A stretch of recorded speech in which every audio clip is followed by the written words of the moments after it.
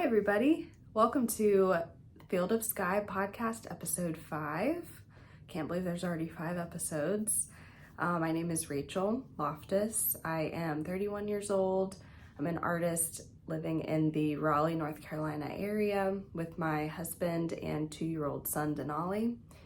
I love to knit and crochet and embroider, and those are all the things I'm going to show you today. I do mostly knitting, but right now I'm kind of doing a little bit of all of those things, and I'm excited to show them to you today. So let's start with what I'm wearing. This is let me back my chair up a little bit. This is a t-shirt that I made out of my cotton yarn scraps from last summer. I made this last summer, but I made a bunch of crochet tops last summer, and this shirt just sort of captured all the leftovers from those tops. And you've seen most of them in my other podcast episodes. This is it. I basically just used up balls of yarn, and they stopped when they stopped, and then I didn't use a pattern for this, and you can tell because it doesn't fit exactly how I wanted it to. I've realized that, fashion is, a lot of fashion is about silhouettes, so how things fall on someone's body. And I think for me, my favorite silhouettes, like the ones I feel most confident in and fit my body well, I think are the really oversized things, like cropped oversized tops specifically, and then fitted tops, because I like to layer fitted tops with other things. So this is kind of like an in-between. You see it kind of fits here, and then it's just not as, I was going for an oversized cropped thing, and it's just not as oversized as I wanted, and it's also not as cropped as I wanted. I started with the ribbing down here. I'm sorry, it's going in and out. So I started with the ribbing down here and worked my way up, and then I split for the seams, for the sleeves right here. And I think I just made this part too long, because my pants are right here. So I wanted it to just hit the top of my pants, not have anything to tuck in, but it's still fine. I've honestly worn it a lot. It's very comfortable, and the sleeves are also just a little awkward and wide. I think maybe I don't know what the issue is with the sleeves. Again, maybe they're just not quite oversized enough. So I don't like the in-between, the not quite oversized enough, and then the not fitted enough. So I think it hits that awkward in-between for me.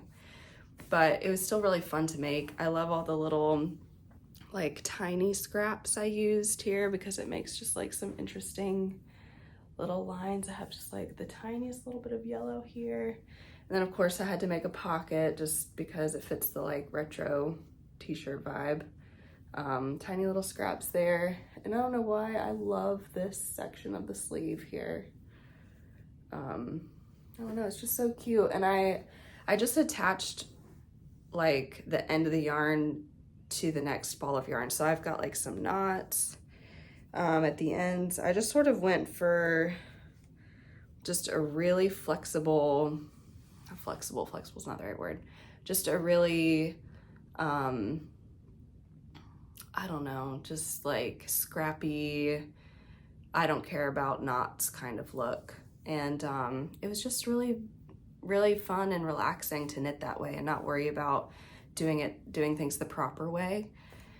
Nothing wrong with doing the proper way. I just didn't do that for this. So yeah, I've got a little collar here, and yeah, the back is different than the front up here. But yeah, so this was my first shirt that I've made. Actually, no, it's not. I've made other things with no pattern. But I didn't even really plan that much. I took my initial measurements to start the stitch count at the bottom, and then I just sort of knitted at yeah, I just kind of went for it. So So yeah, this is what I'm wearing today. I have not filmed a podcast in longer than I meant to. So it's been like, I think it's been a whole month, maybe just 3 weeks, but I like to film every 2 weeks. I've been sick, just like with cold and some sinus stuff. And yeah, I just didn't feel like I could talk enough to like film something. So I'm a little past my date of normal filming, which means I have a lot to show you because I've done a lot in the past few weeks, but weirdly, like not really anything finished. I feel like I've just started things and that kind of stresses me out a little bit. I don't like having a ton of works in progress going at once because I just get kind of scattered and yeah, I'm not a truly monogamous maker, knitter. I'm much more like 2 to 3 projects going is good. But right now I think I have 6 going. And I know that might not sound like a lot to some of y'all, and that's fine. It feels like a lot to me. So yeah, so I've got a lot of works in progress. I do have one finished item to show you. It's just something small, but I made myself some cotton rounds. Let's see if they can focus on this. Yeah. To use for removing my makeup. So I think it was last January 2021, I decided I wanted to stop using the disposable cotton rounds, and I had found this this pretty cotton that is fairly soft.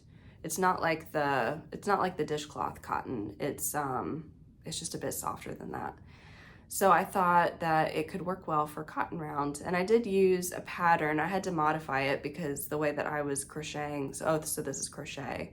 The way I was crocheting them, they wouldn't lie flat, so I had to adjust the stitches around.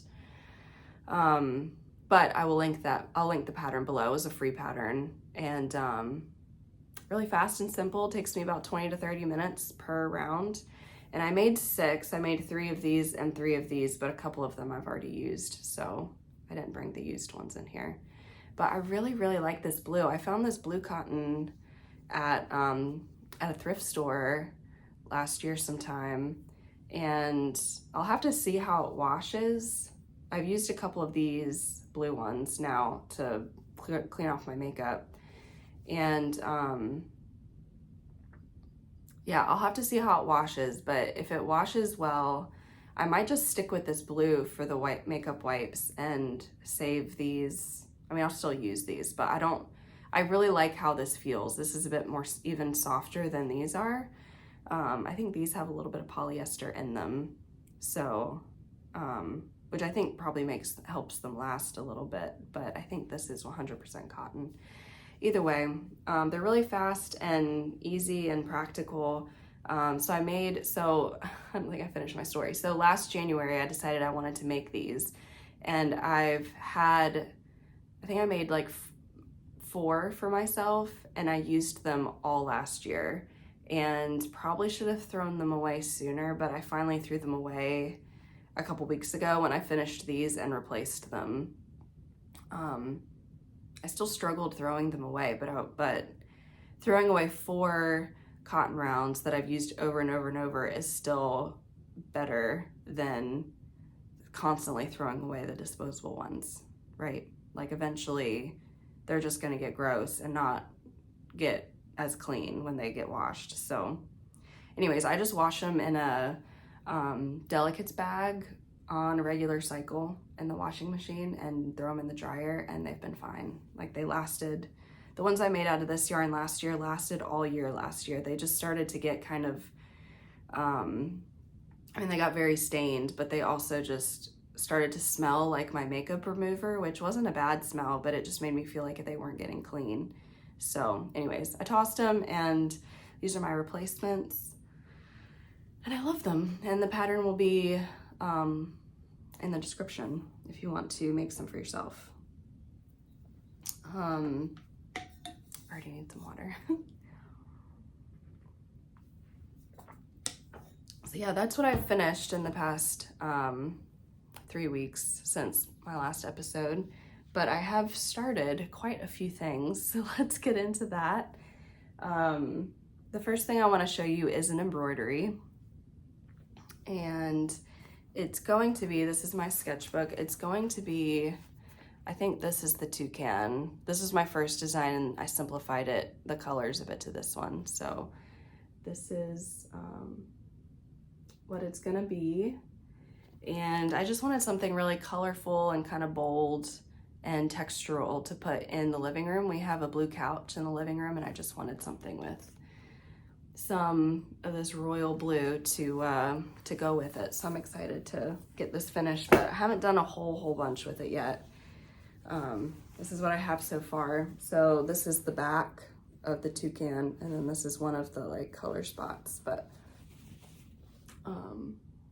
yeah, let's see, it's trying to find my face, so hopefully you can see this, but it's got a long and short stitch here, and then these are French knots here.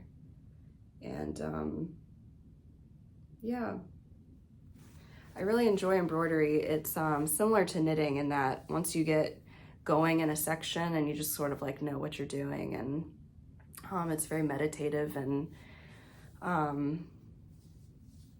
yeah, you're just kind of like filling up a block with some thread, and it's just, I don't know, it's really relaxing. So I'd like to get back to this in the next couple weeks.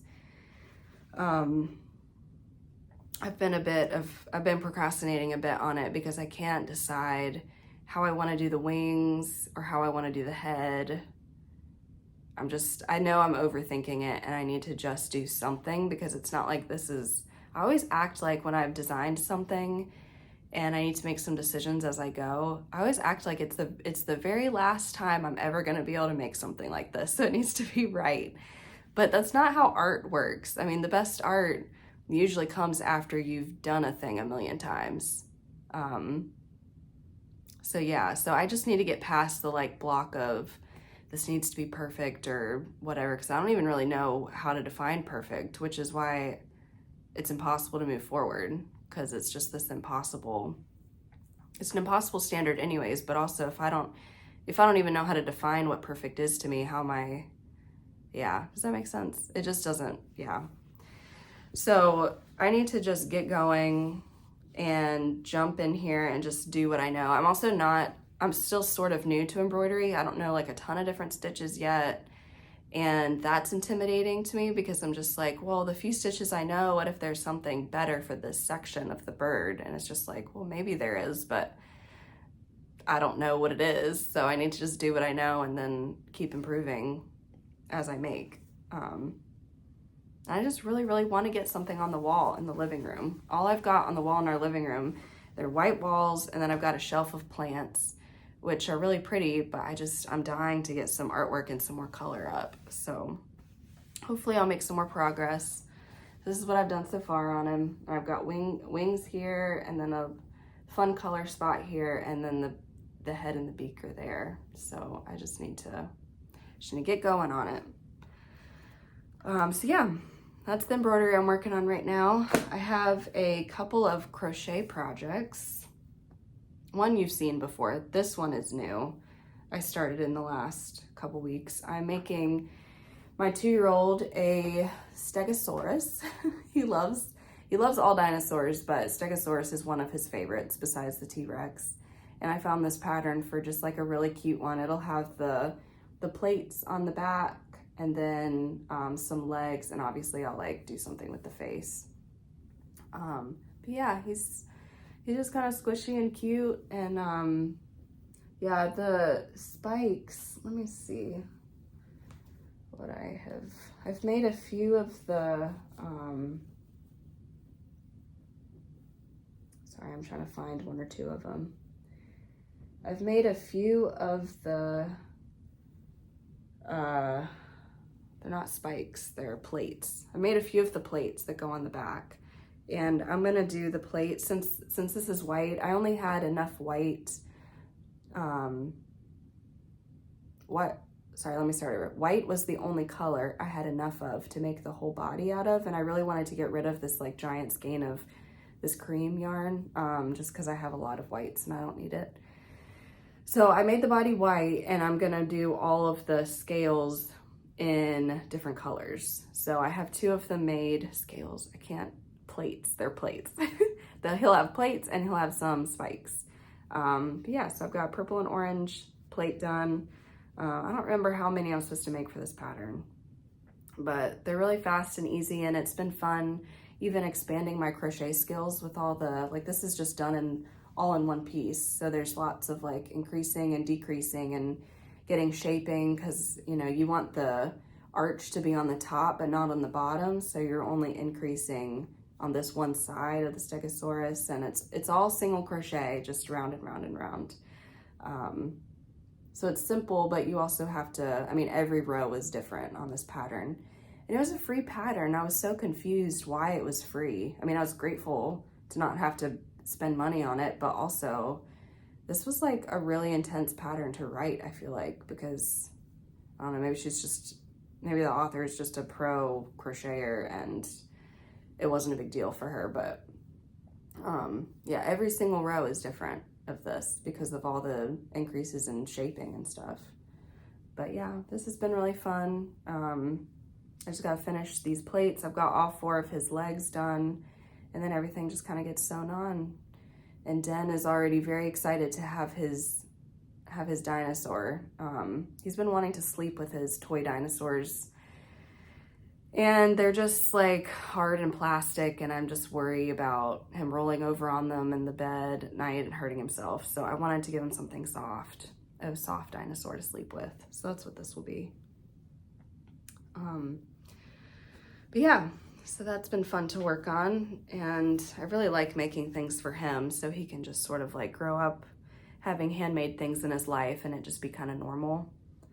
Instead of, I just feel like people who aren't used to making things themselves or using handmade things tend to either not see that they're valuable at all, or they go the other extreme to where they're like so valuable they can't be used. And of course, like, there's levels of care that go with handmade things, but I just want him to grow up as like, yeah, handmade things are great, they're a normal part of my life, and we use them the way they're supposed to be used. And you know, we're careful with them at some level too. But yeah, I know that's a cultural thing, so that's what I'm trying to teach him. So my next crochet project, y'all have seen before, and I won't show it every time. I'll just show it when I have made progress on it, and I have done a bit of crocheting on this, but this is my Scrappy Blanket. It's a corner-to-corner crochet blanket, so I started at this corner, and I'm just working my way up. And basically, once this edge right here gets wide enough, like as wide as I want the blanket to be, then I'll stop increasing, and it'll just be kind of a back and forth until I get the length. And then I'll start decreasing, since it goes like this. But yeah, I just love that the end result will be diagonal lines. It just adds a bit more interest to it. And again, it was a new skill for me to learn this kind of like wavy shell stitch, as well as how to shape on the corners. I mean, it's not hard, but I just never done it before. So yeah, I'm kind of doing it in like this rainbow thing, not perfectly because I'm just using whatever acrylic yarns I have. But yeah, this is all thrift store yarn. Just like my Stegosaurus is all thrift store yarn, this is all thrift store yarn. And it'll be just really fun and hopefully add some life to whatever room it's in. So yes, this is my blanket. Like I said, I won't show this every time because I don't know that I'll have made progress every time. It's kind of a long-term, you know, maybe I'll finish by the end of the year, maybe I won't kind of project. But it's been fun to just like pull it out when I want to crochet or when I want something that's a bit mindless and I'm still like playing with color, and yeah, there's still some interest there. So yeah, so that's my blanket. All right, give me a second, get some water. I'm still recovering from congestion. Everything's kind of sore still.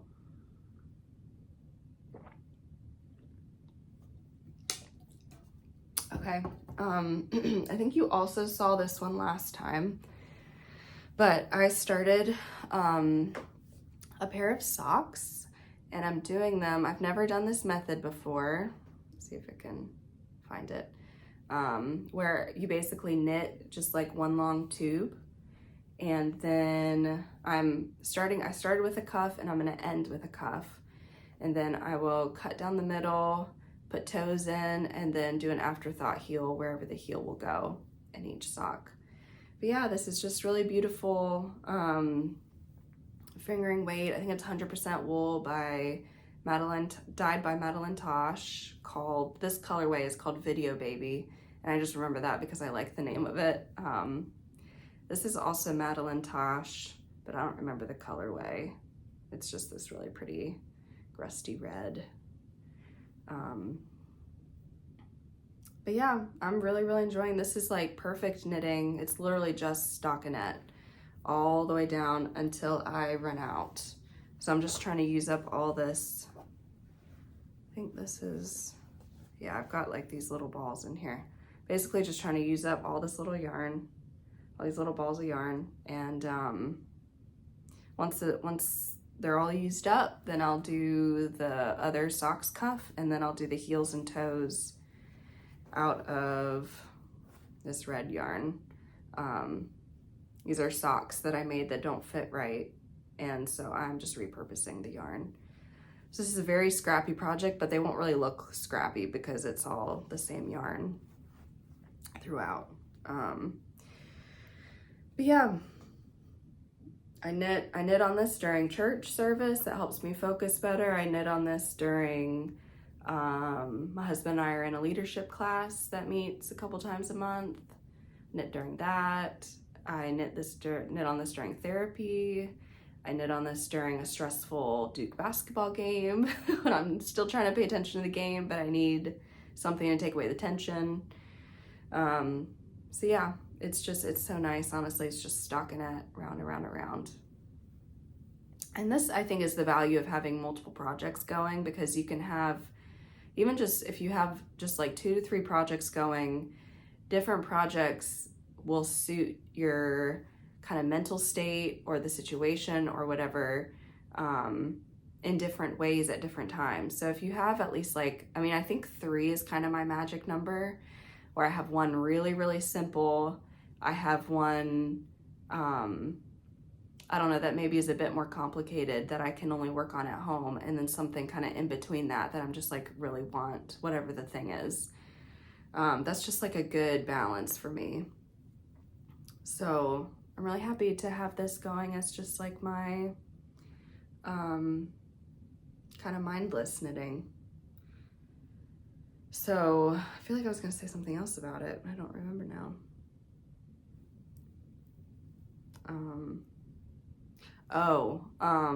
Yeah, so I realized on my other pair of socks that I re-knit. Y'all saw me talk about them a couple episodes ago in part of my remake and mend section, but I had to add more to the cuff because they were shorties, but they were slipping off my ankle and they're really hard to wear. So I made the cuff a bit longer, and I've been wearing those regularly, but I realized that my gauge actually might be the issue. So those socks were made on size 1 needles. I used these little tiny circular needles. I love these. These are so nice to use. It's on size 1 and at 56 stitches around. So I felt like 56 and 60 was too many. So I went down to 56, and they definitely fit me better, but they're still loose. And another pair I made at 56 stitches are also loose. Like, they've just gotten looser over time. And so for these socks, I went down to 52 stitches around, and we'll see how these fit. I'm sure they'll fit even better than the other ones.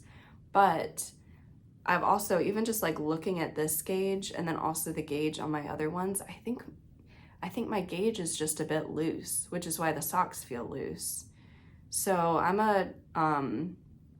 learned as an English style knitter, and I was always a really tight knitter. And then I taught myself continental method at the beginning of last year, and my gauge became a lot looser, and I really prefer that. Like, I love continental method, like the actual motions of it. I really enjoy more than English style. So I don't mind that my gauge is looser, but I think I didn't realize how loose my gauge has been on these socks. So I'm actually thinking I might have to go down a needle size to a 0 and then go back up to 56 stitches. I mean, I guess I'll just see. I'm just gonna finish these out. I'm using my 1s and 52 stitches, and maybe that'll work fine because I really don't wanna go down even smaller. A 1 is already so small.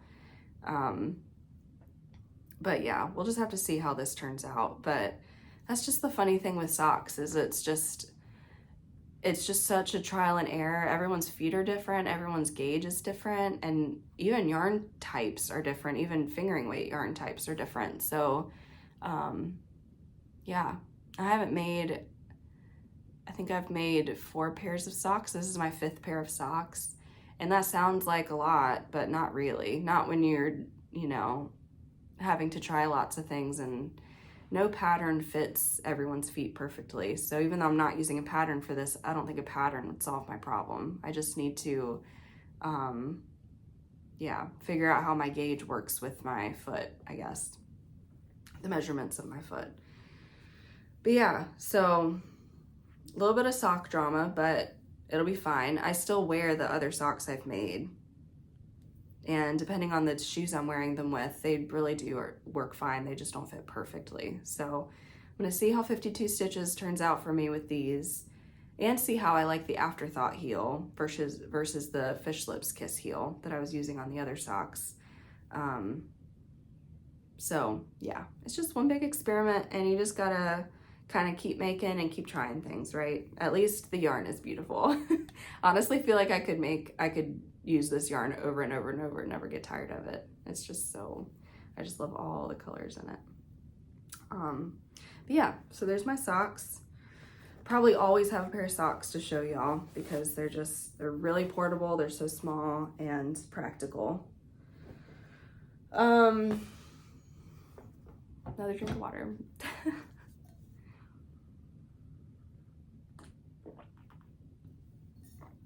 Okay, I have 2 more works in progress to show you. My last one is my most exciting one, but I've got one more before that. So I've talked about wanting to start a framework bralette by Jessie Maed, and I finally made a bit of effort in that direction. This past couple weeks, I did my gauges. So there's a knit in the round gauge, and then there's like ribbing in the round. This is 1x1 ribbing, and then this is a stockinette flat.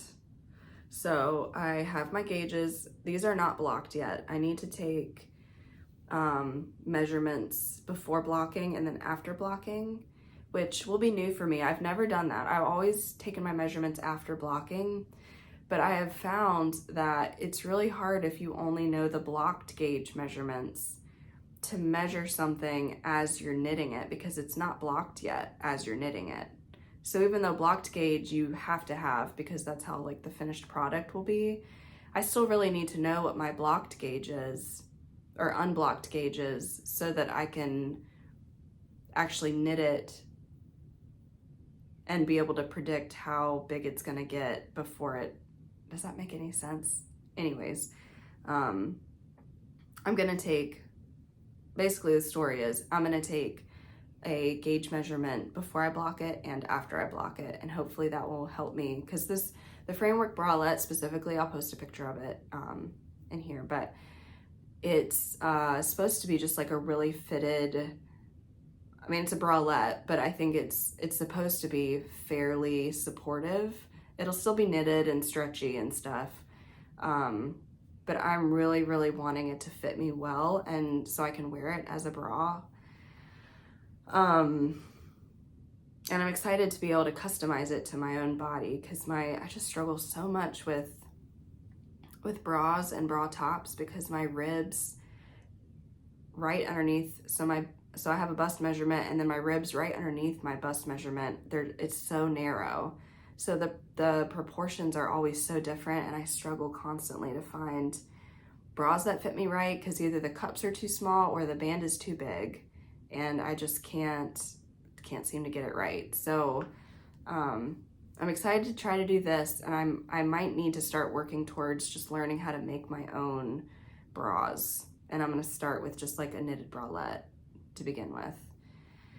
But yeah, I like Jessie Maed's patterns for that, because she writes very size inclusive patterns, so she's not a stranger to just like bigger bust measurements, and that's what I've been needing. So yeah, so I'm excited about this. I feel like I need to be careful not to have too much writing on it, because it's gonna be my first one, and I probably will disappoint myself at some level. Like, it's not gonna be perfect, but I just wanna work really hard to do the best I can with the measurements and gauge and stuff. So yeah, so I worked hard on getting a good gauge, and just need to take these measurements and figure out what size to make. And then my goal for the next couple weeks with this is to get it cast on, to get all my measurements done and pick a size in the pattern. I kind of feel like I might have to pick 2 sizes, like have one size for the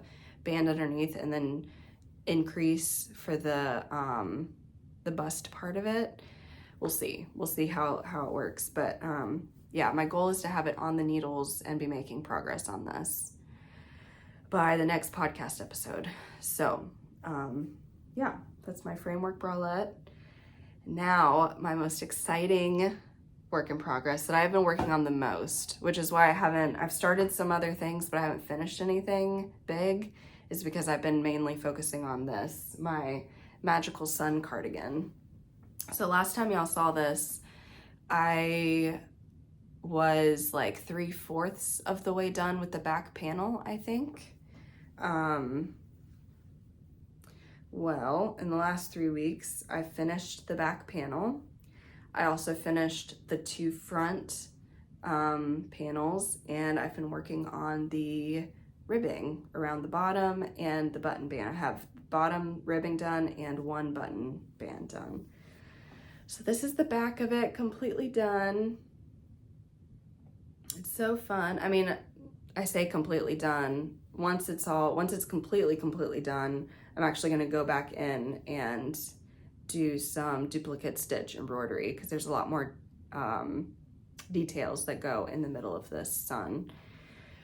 But for now, I'm done with the intarsia part of this. And then yeah, these are the 2 front panels. I wanted the front of this to be a bit more neutral so that I could wear it with a lot of different things. Because a cardigan, usually if I wear it open, you can see what's underneath. And I want to be able to wear whatever underneath, but then have kind of all the magic be on the back. Because the back will, it won't clash with the shirt. You can't see the shirt. So yeah, that's the front panels. And I've got this really pretty brown ribbing on the bottom. I'm using the brown, is it this side that I did the button band? My stockinette is so rolly. So here's the button band on this, and then I gotta do the buttonhole band on this side, and then I'll do the collar all in brown. And then the sleeves will be next. I'll seam up the rest of the sides. I kind of started seaming so that I could get my ribbing on there. I'll finish seaming this, and then start the sleeves. And the sleeves, I think in my mind, I have them as long sleeves, but they kind of like balloon and then come to a tight cuff. That's my favorite kind of sleeve to wear. And also I just love the look of it. So, but we'll see what actually happens, because it kind of depends. I'm doing the sleeves as the very last thing, because I'm basically just using all my leftovers in the sleeves. So I'm gonna use all my white and then all my brown, and then we'll see what other colors, because I've got a lot of leftovers from the back of this, but I want to save the colors for a different sweater if I don't need them for the sleeves. So the sleeves will be mostly white and brown, and I'll just try to use up all my white and brown and then go back in with colors if I need to. At least that's my plan now. I might change that. We'll see. I know sleeves people tend to get stuck on sleeves. I'm not sure if that will happen because I don't know that I need to knit. I don't know that my sleeves are going to need a lot of knitting because this part of the cardigan I think is actually going to go down my arm a bit. Like I think my shoulder actually hits like about here. So I've got this much of the sleeve already knit essentially, because it'll be, you know, it'll be drop shoulder. So it might start here and then I only have like this much to knit for the sleeve. We'll see. I'll put in a video if I haven't already of me wearing this just as it is now, so you can kind of see how it fits so far. And when I block it, it'll get bigger, which I do want it to be somewhat oversized.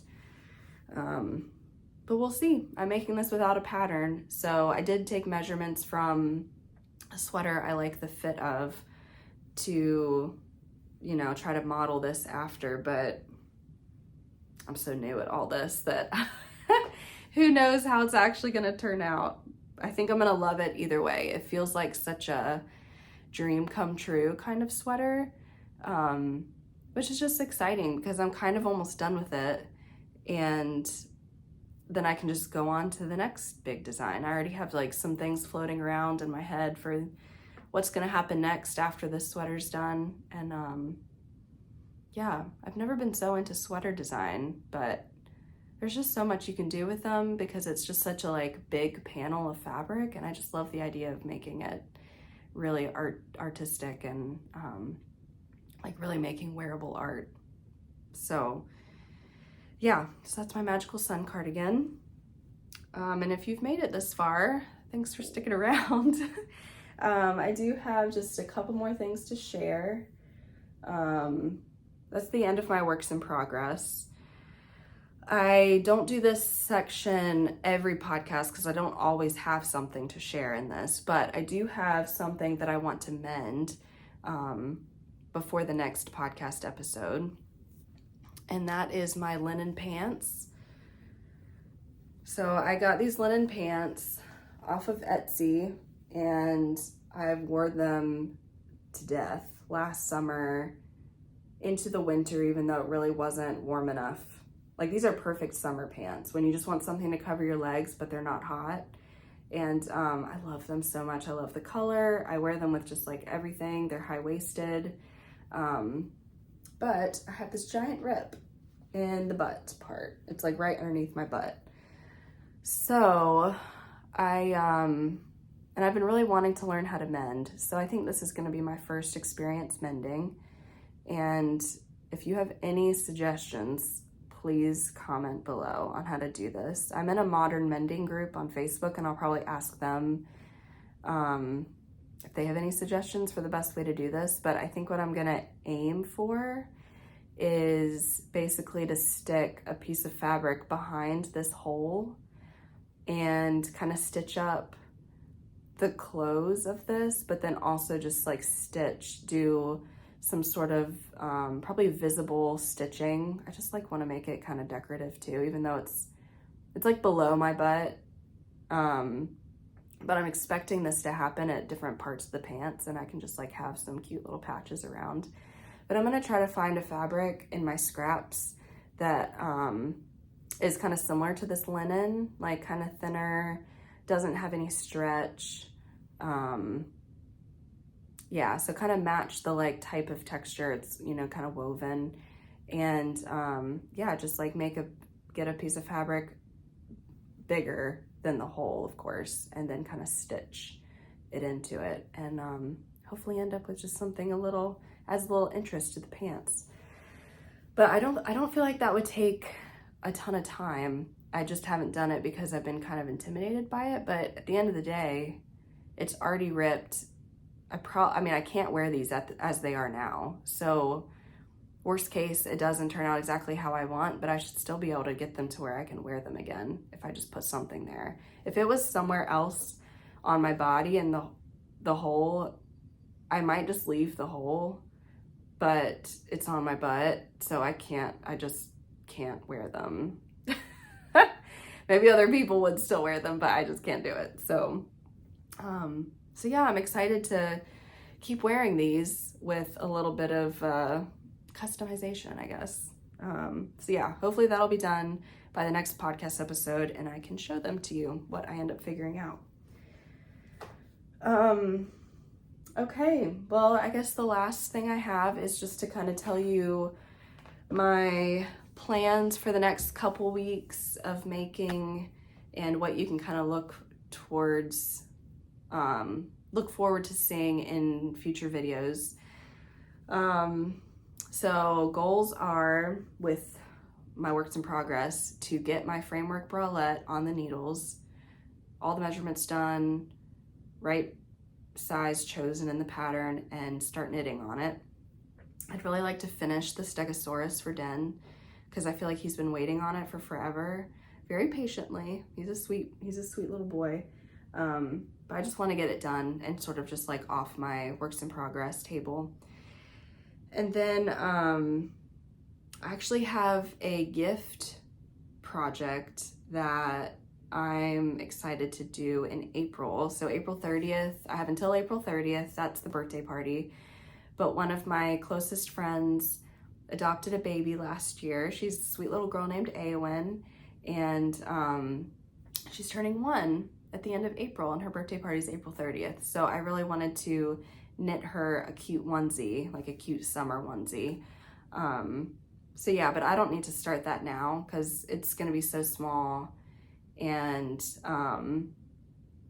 it's not gonna take me long, and I have until April 30th. So I think I'm gonna just wait and start that in April. But by the end of March, I wanna have like the pattern chosen, the yarn picked out, and just have like all my details in place so I can start knitting first thing in April. And then my last thing that you can maybe expect to see in the next couple weeks is I'm gonna be filming a yarn stash video. I've been wanting to do just regular, I'm thinking maybe every 3 months. So 4 times a year, do kind of a yarn stash review with y'all so you can kind of see where I'm at as far as the yarn that I keep in my stash, how I work through my yarn. I'm very much a minimalist in almost every area of my life. Creativity is, I actually think minimalism has helped me a lot creatively because it helps me, it's helped me just be more intentional with what I choose to make. I don't just kind of make whatever the latest trend thing is. I'm really intentional with like the purpose of why I'm making it. It really needs to be something that I want to learn something new. I want to, expand my skills in an area. I want to really look forward to the end result so I can use whatever the thing is. And I want it to challenge me because I want to be constantly growing in my creative abilities. So, and that's so subjective. Like everyone will have their own kind of guidelines for that. Anyway, so that'll be coming in the next couple weeks. Hopefully I will have my thoughts a bit more concise and organized than that just was. But yeah, I think that's it for today. Thank you so much for watching, and I'll see you in the next one. Bye.